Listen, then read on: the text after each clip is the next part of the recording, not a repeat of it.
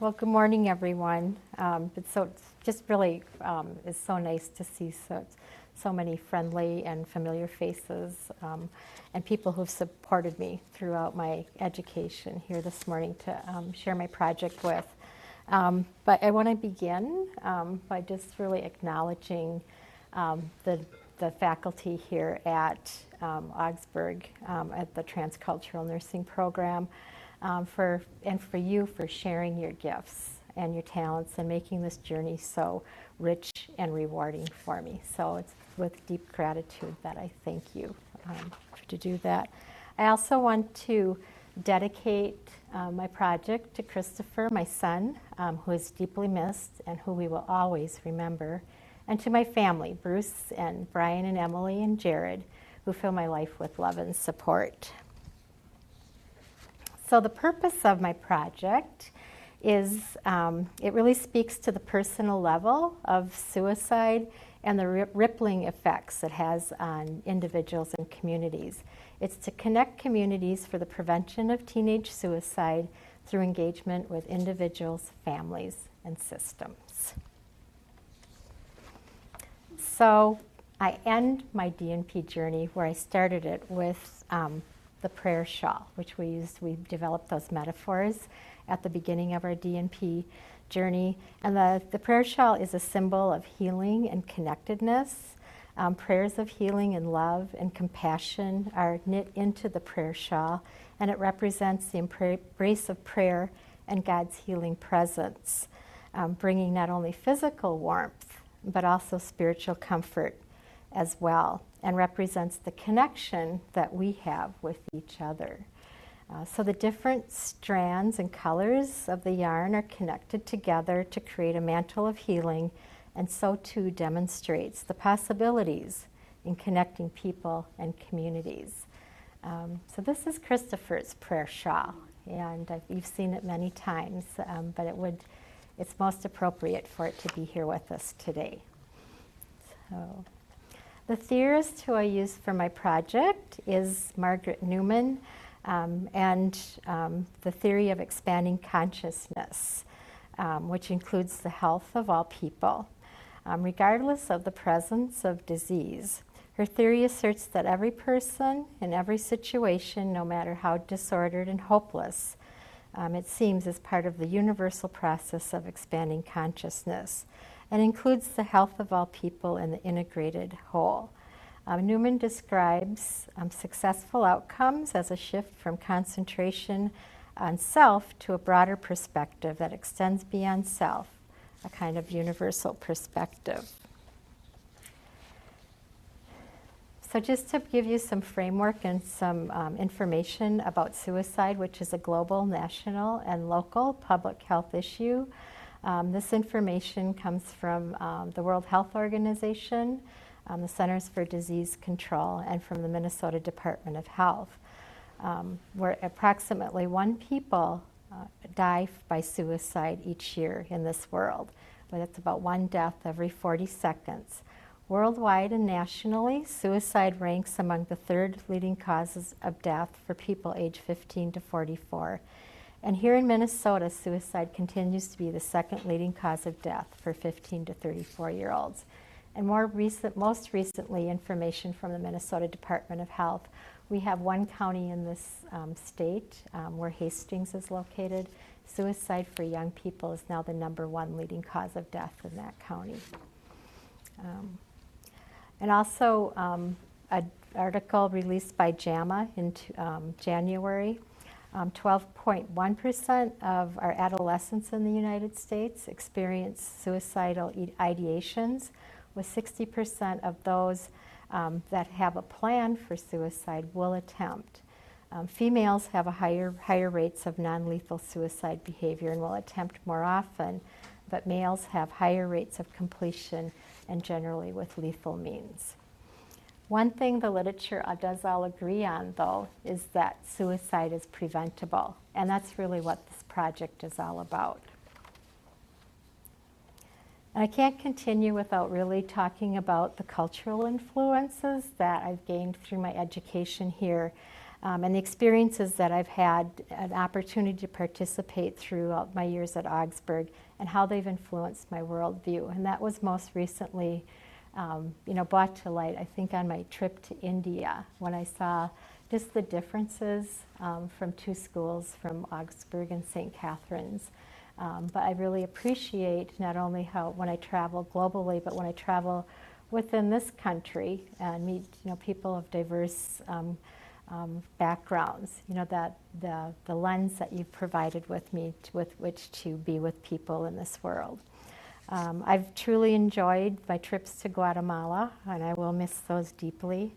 And the wonderful conversations that I've had with Fidel there, who's really, reinforced that every person is valued and that we need to speak from our own experience, which has really lended greatly to this project, and that we use our mind and heart to be in relation with others. Those are some important life lessons.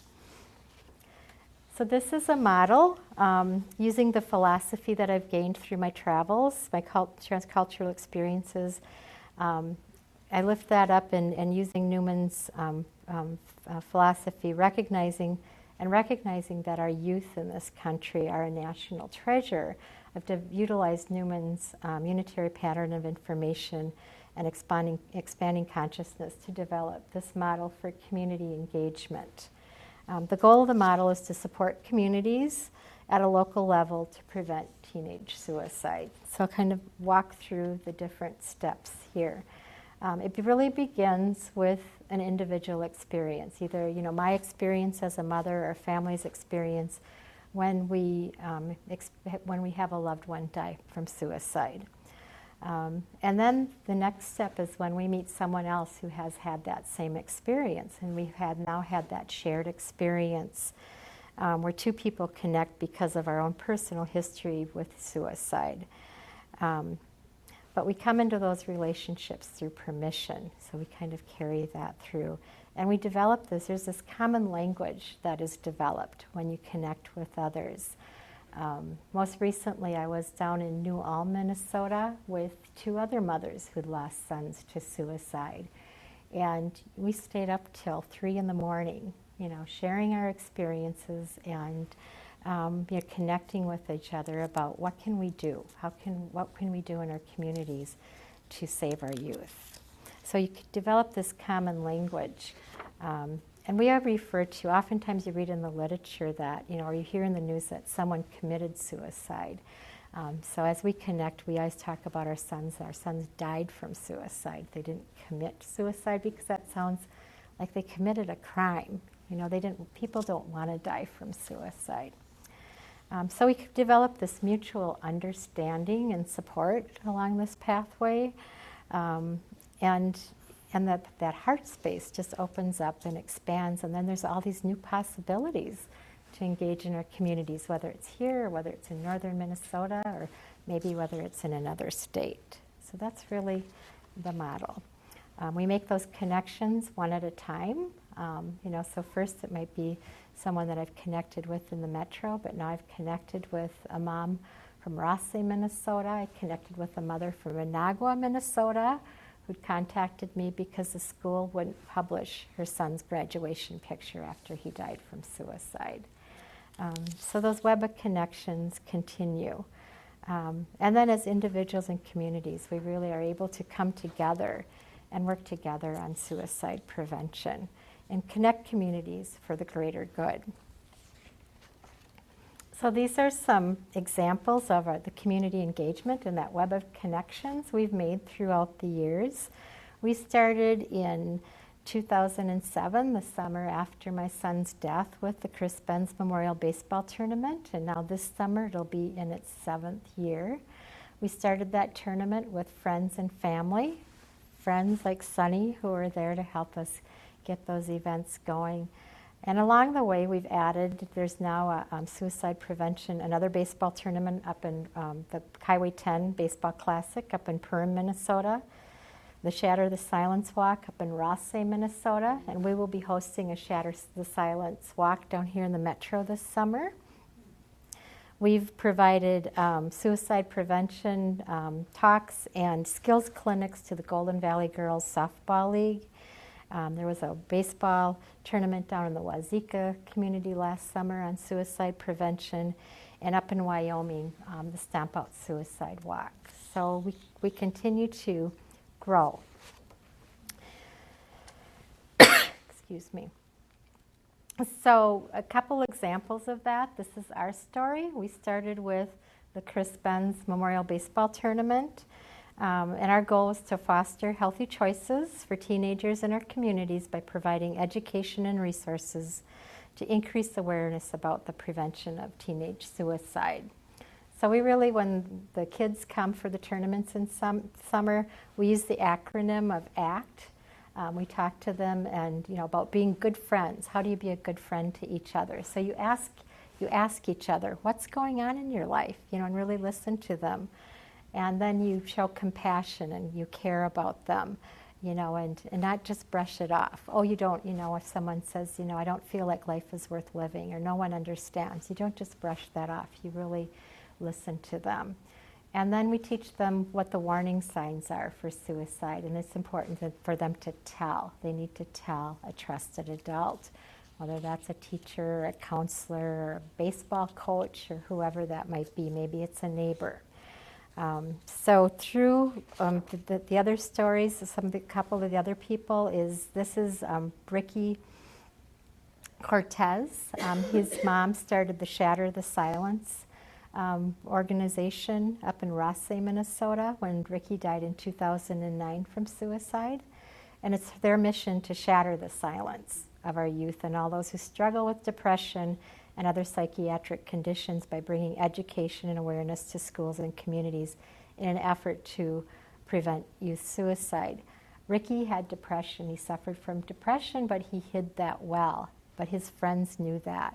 So the work around that is to really get our youth to, Maria's message is to risk the friendship and save the life, is her message to youth. And then Sean and Melissa and Katie Haynes started the Stamp Out Suicide, which was created when Alyssa died in 2011, December of 2011 from suicide. They created Stamp Out Suicide in memory of Alyssa. It is a local organization dedicated to the prevention of suicide through public awareness and community outreach. Rooted in the belief that suicide should no longer be a taboo topic, the goal is to educate and increase discussion about suicide prevention and awareness. So they had their first event last summer with over 1,200 people showing up for their walk in their community. This past winter they hosted Let's Talk About It, a community event with a panel of teenagers and a panel of teachers to talk about, get the discussions out on the table. And they had over 300 people there. So those are some examples of how we're connecting with others throughout the state in order to raise awareness and have these discussions that stay hidden in our homes. Did I not advance that? There we go. So how do we evaluate the work that we're doing? And patent is very relevant for this because implementing strategy is what he states is a combination of deliberate and unplanned. Some things get dropped or go undone and becoming unrealized strategy, and what remains then is the deliberate strategy, which intersects with the emergent strategy to become that realized strategy. So we started in 2007 with an intended strategy, the Chris Benz Memorial Baseball Tournament, and the Minnesota Twins, who has every year have been strong supporters of the event. And out of that relationship, we developed the Save a Life Initiative, or SALLY, was developed in 2012.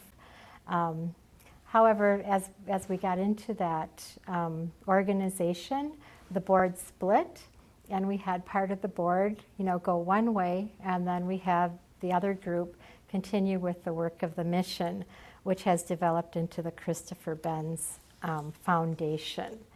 So I think it was a good lesson in expect the unexpected.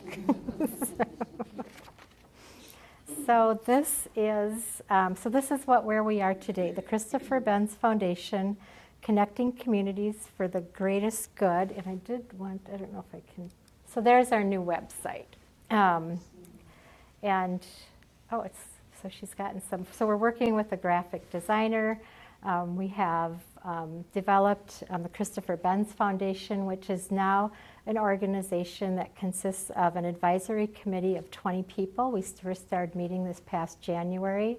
It's a very diverse group of people that forms this foundation, including physicians, psychiatrists, nurses, high school teachers and administrators, college professors, business people from the community. We have a filmmaker.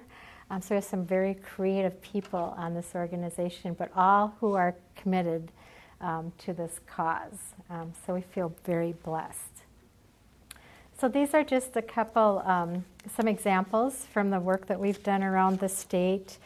We've hosted 10 baseball tournaments and have touched the lives of more than 2,500 young boys in communities throughout Minnesota. We've worked with girls through the Golden Valley Girls Softball League. The Shatter the Silence has had over 500 walkers over the past 3 years. Stomp Out Suicide, over 1,200 walkers. And we've been able, through the funds that we've raised, to give grants to Minnesota high schools, to 13 different high schools in Minnesota, and communities. Most recently in May, I was down in New Ulm presenting them a grant to their Healthy Youth, Healthy Communities group. And they have a wonderful group of youth that sit on that board, and they have a group called, I forgot now. I'll come back to that. We also use the grants. The schools use the grants to train school counselors and to provide assist training for them, applied suicide intervention skills and training, and to prepare to train high school students and in suicide prevention and prepare them for classroom presentations. So it's more of a peer helper model. And to purchase evidence-based suicide prevention curriculums, which are available and sold by different organizations. And the funds have also been used for workshops and conferences for students, such as the SAD conference, Students Against Destructive Decisions. I think the most valuable feedback for us is when we actually receive it from the community or from a parent. And this is some feedback that I received from a mother when her son was in one of our baseball tournaments. And she said, I was just thinking back to our participation in the baseball tournament and wanted to reach out to you and say thank you. One of our children had been going through a very rough year and did not want to get help. Things were getting worse, but still refused to get help for his depression, and we had tried unsuccessfully. The message of suicide prevention during the tournament gave me the courage to get the help my son needed. I just want you to know that I believe that your spotlight on suicide prevention saved the life of our child. While nothing I can say can ever change what happened to Chris, I want you to know what you've done for our family. I want others with depression to know that things can get better. Today our child is thriving, and I thank you for that. So that is always the most meaningful type of feedback we can get. Through the work that I've done, I try to talk about suicide prevention as much as I can to anyone who will listen to me. So I have presented in 2012. I did a poster presentation at the NAMI State Conference. I've submitted an abstract for the national conference this fall. In 2012 and in 2013, I presented at Luther Seminary's Mental Health Fair. And in 2012, I presented at the Joint Commission's National Annual Education Conference in Chicago. Additionally, I have been involved in several newspaper articles about the topic, about gun violence and suicide prevention. This is the most recent one that was in the St. Paul Pioneer Press. We've also had articles in the Star Tribune, the Sun Post in the outlying suburbs, the New Ulm paper most recently, the Cambridge Isanti Star. And I've appeared on KARE 11, WCCO Channel 5, and Channel 12 news. So I may not have published a scholarly paper, but I continue to spread this work in any way that I am able to. And I'd like to thank you for coming, and these are my references, so I'd entertain any questions or comments you would have.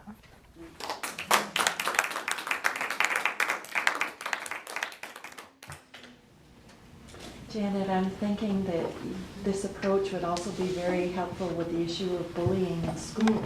And you're reaching so many young people that if they get the message of how they be with each other, that could also do a lot for that area as well. Yes, absolutely. Yeah. And last year we talked about, because at the events in the summer, we always have a content expert speak. So last year, Jennifer Dines, who's the program director at Volunteers of America, they have a residential treatment facility for youth at risk.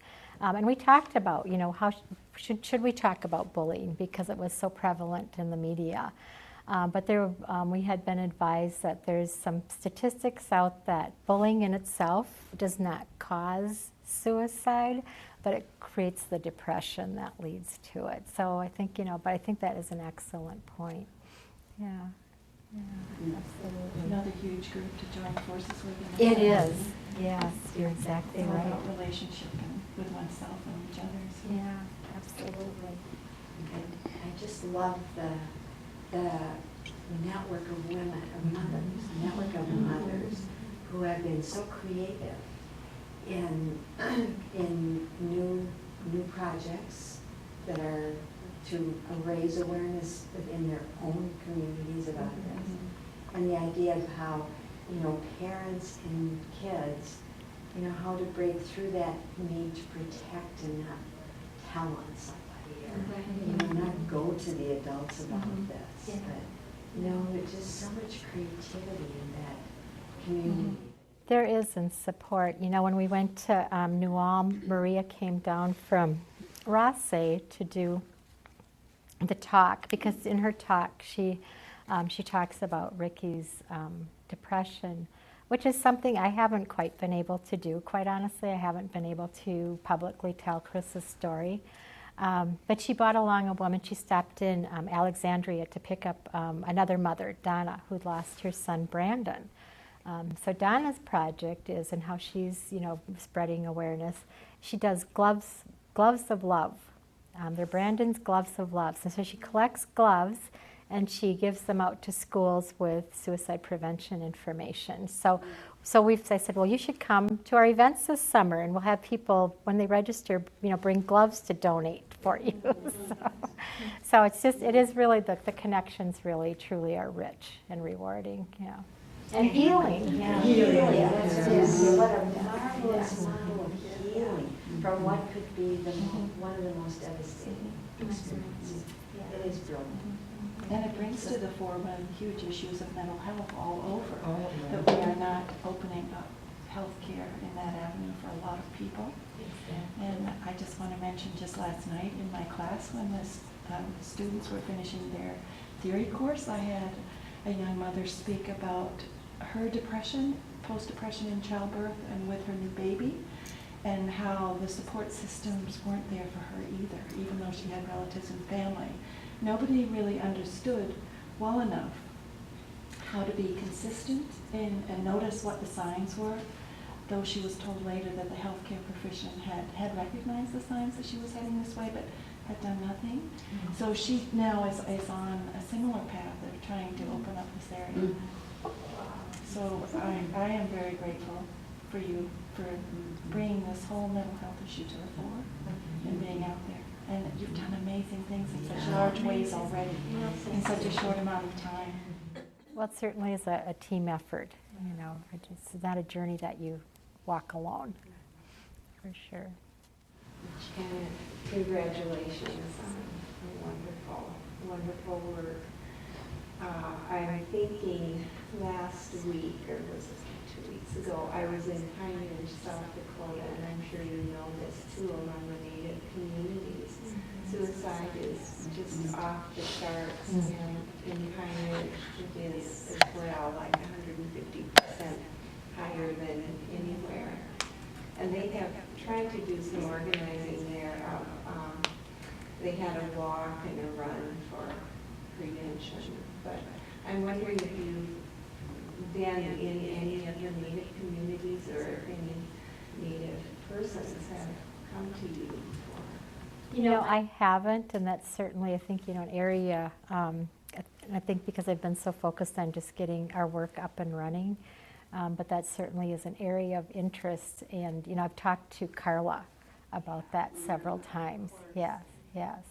But that certainly is, I think, connections that we want to make, because several of our partners, the communities we work with, are up in northern Minnesota, and, are involved in those populations. So we really want to bring that into the work that we're doing. It strikes me that your model is very, very Native, very indigenous, with the circular, egalitarian way that you invite people to be part of the conversation. I think it's all about inclusiveness, which is really the model of education we're Yeah, I love the models, little cells come together. You're building things. That's how the natural world builds. I think you've also done a beautiful job of working with Help as Membership, with this network of creating community and family across Minnesota. Thank you. So, and thank you for all of your support and encouragement along the way. It's made a difference.